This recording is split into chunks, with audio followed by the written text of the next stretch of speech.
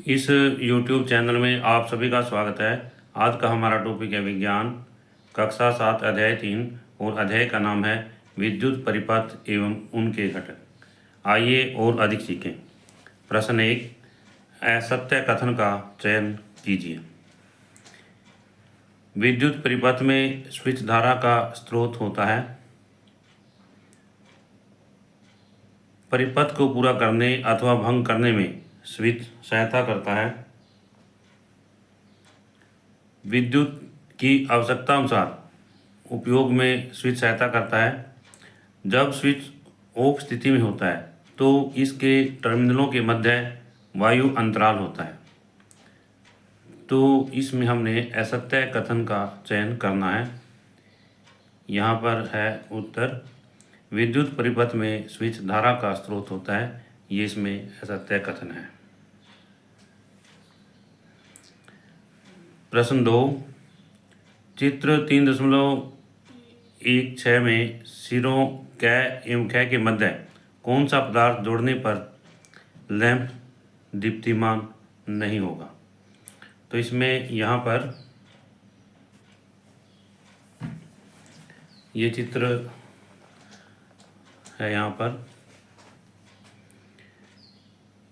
इसमें कै और कै के बीच में या मध्य में कौन सा पदार्थ जोड़ने पर लैंप दीप्तिमान नहीं होगा।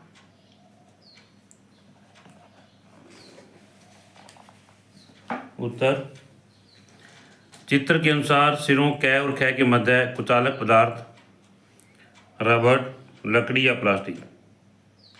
इन दोनों सिरों के बीच में कै और कै के मध्य में रबड़, प्लास्टिक या लकड़ी जोड़ने पर लैंप दीप्तिमान नहीं होगा, क्योंकि इससे परिपथ टूट जाएगा तथा विद्युत धारा का प्रवाह रुक जाएगा। इससे आगे है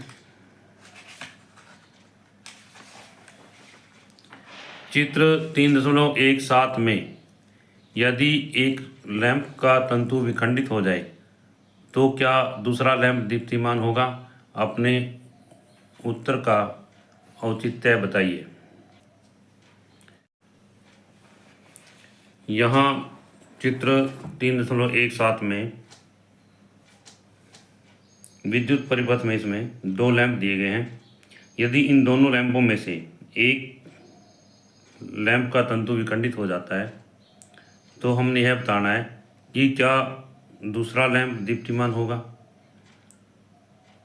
अपने उत्तर का औचित्य बताइए। तो इसमें यहाँ पर है, दिए गए चित्रों में दोनों लैंप सीरीज में जुड़े हुए हैं। किस में जुड़े हुए हैं? सीरीज में। यदि इनमें से एक लैंप का तंतु विखंडित हो जाता है तो परिपथ क्या है? टूट जाएगा। इससे विद्युत धारा का प्रवाह रुक जाएगा तथा दूसरा लैंप भी दीप्तिमान नहीं होगा। प्रश्न संख्या 4, विद्युत परिपथ बनाते समय कोई विद्यार्थी संयोजी तारों से विद्युत रोधी आवरण हटाना भूल गया। यदि लैंप और सेल ठीक कार्य कर रहे हों तो भी क्या लैंप दीप्तिमान होगा। उत्तर, नहीं, लैंप दीप्तिमान नहीं होगा, क्योंकि तारों पर विद्युत रोधी आवरण चढ़ा होने के कारण परिपथ में विद्युत प्रवाह नहीं होगा। इसे विद्युत परिपथ पूरा नहीं होगा तथा लैंप दीप्तिमान नहीं होगा। प्रश्न संख्या 5, विद्युत परिपथ के घटकों के प्रतीकों का उपयोग करके एक साधारण टार्च का परिपथ आरेख बनाइए। तो इसमें हमने यहाँ पर घटक लेने हैं, बैटरी लेनी है, लैंप, स्विच तथा जोड़ने के लिए तांबे की तारें लेनी है और एक विद्युत परिपथ जो है हमने यहाँ पर दर्शाना है। तो इसमें यहाँ पर ये विद्युत परिपथ है, इसमें ये बैटरी है और इसमें ये स्विच होता है, ये बल्ब होता है यहाँ पर विद्युत बल्ब, और इनको कनेक्टिंग वायर के द्वारा जोड़ा जाता है। विद्युत परिपथ के आगे है प्रश्न संख्या 6, प्रश्न संख्या 6 में है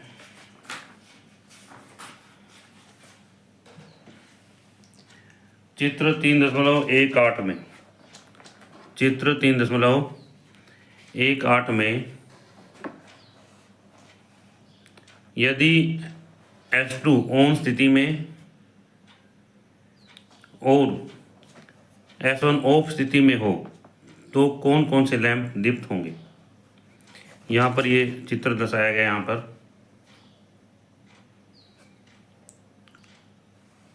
ये लैंप L1 है, ये L2 है, यहाँ पर ये बैटरी है और ये स्विच है S1 और S2। यदि S2 ऑन स्थिति में है और S1, यदि S2 ऑन स्थिति में है और S1 ऑफ स्थिति में है तो कौन कौन से लैंप दीप्तिमान होंगे। इससे आगे है यदि S2 ऑफ स्थिति में है और S1 ऑन स्थिति में है तो कौन कौन से लैंप दीप्त होंगे। तीसरा, यदि S1 व S2 दोनों ऑन स्थिति में हो तो कौन कौन से लैंप दीप्त होंगे। यदि S1 एवं S2 दोनों ऑफ स्थिति में है तो कौन कौन से लैंप दीप्त होंगे। हमने इन सभी का उत्तर देना है। तो इसमें पहला है कोई भी लैंप दीप्त नहीं होगा। इसके बाद में दूसरे का उत्तर है कोई भी लैंप दीप्त नहीं होगा। दोनों लैंप L1 और L2, क्या है, L1 और L2 दीप्त होंगे। और चौथे भाग का आंसर है कोई भी लैंप दीप्त नहीं होगा। प्रश्न संख्या 7,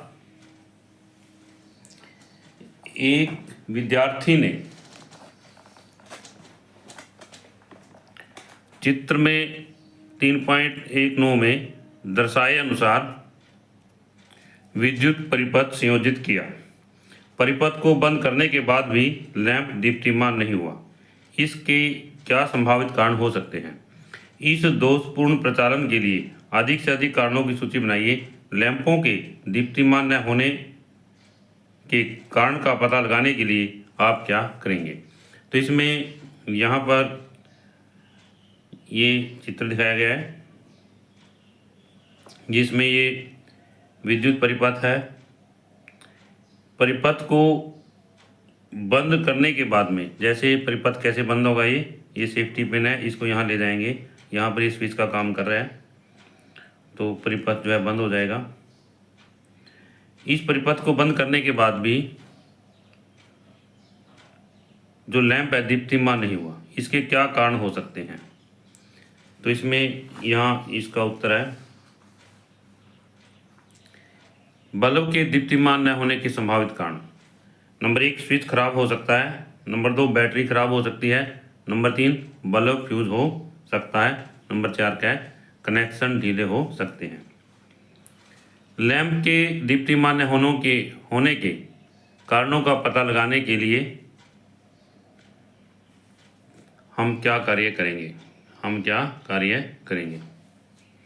तो इसमें यहाँ पर है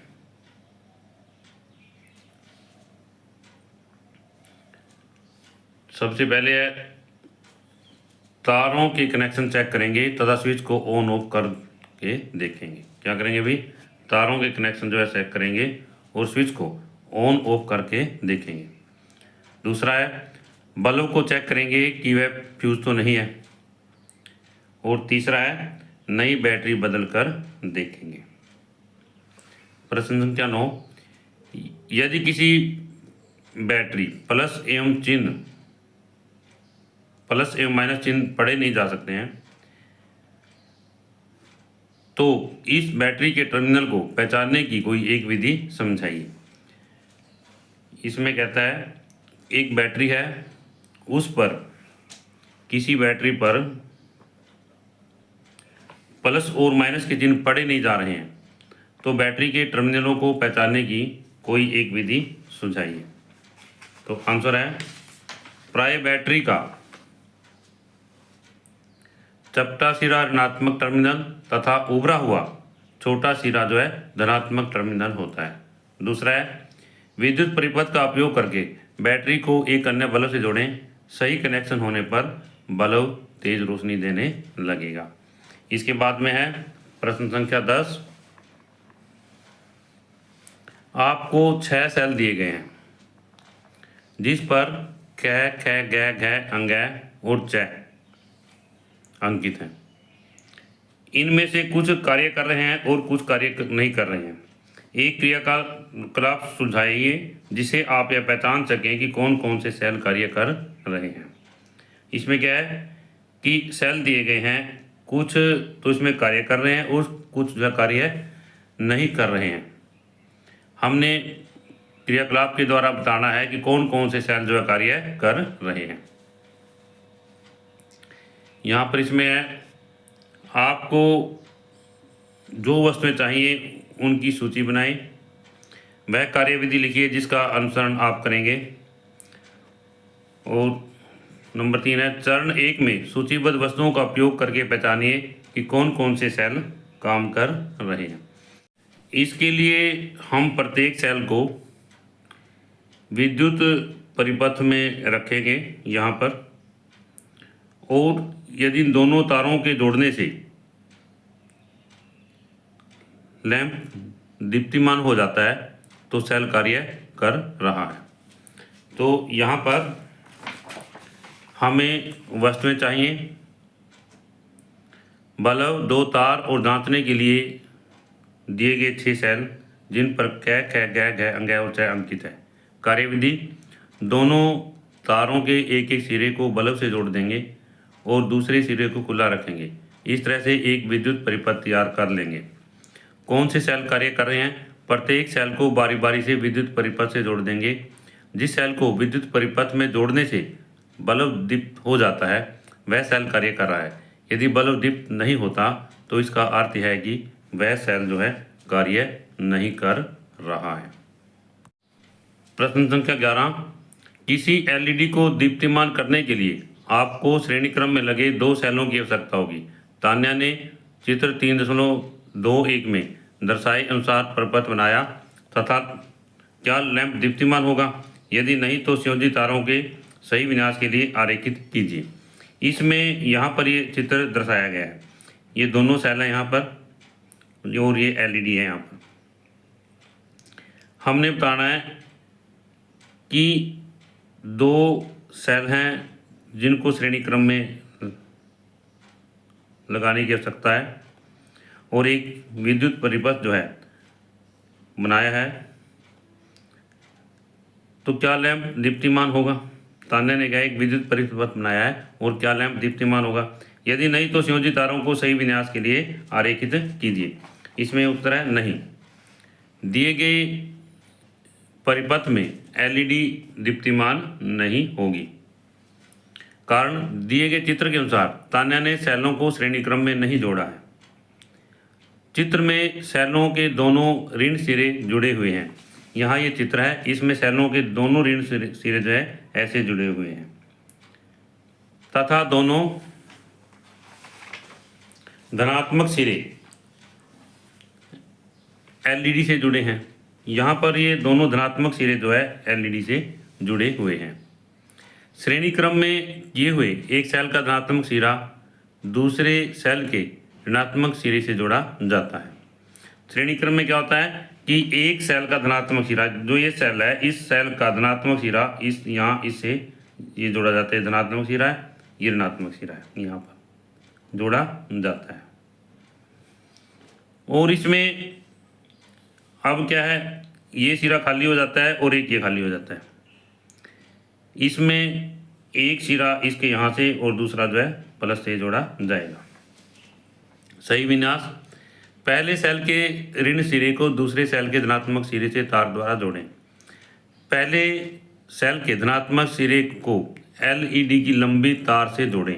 किससे जोड़ना है? लंबी तार से। धनात्मक सिरा है तो एलईडी जो लंबी तार है उससे हमने इसको जोड़ना है। दूसरे सेल के ऋणात्मक सिरे को एलईडी की छोटी तार से जोड़ें। जो दूसरा सेल है उसका जो किस जोड़ना है? छोटी तार से हमने इसको जोड़ना है। अब इस तरह से विद्युत परिपथ पूरा हो जाएगा। विद्युत धारा एक सेल से दूसरे सेल में जाएगी तथा एलईडी जो है दीप्तिमान हो जाएगी। इस तरह से इस अध्याय के सभी प्रश्नों के उत्तर हमारे पूरे होते हैं। आशा करता हूँ कि इस वीडियो के माध्यम से आपको ये प्रश्नों के तो समझ आए होंगे, और यदि यह वीडियो आपको अच्छी लगे तो आप इस वीडियो को लाइक करें, शेयर करें, कमेंट करें, और यदि आप इस चैनल पर नए हैं तो आप इस चैनल को सब्सक्राइब करें ताकि इस तरह की अगली वीडियो आपको मिलती रहे।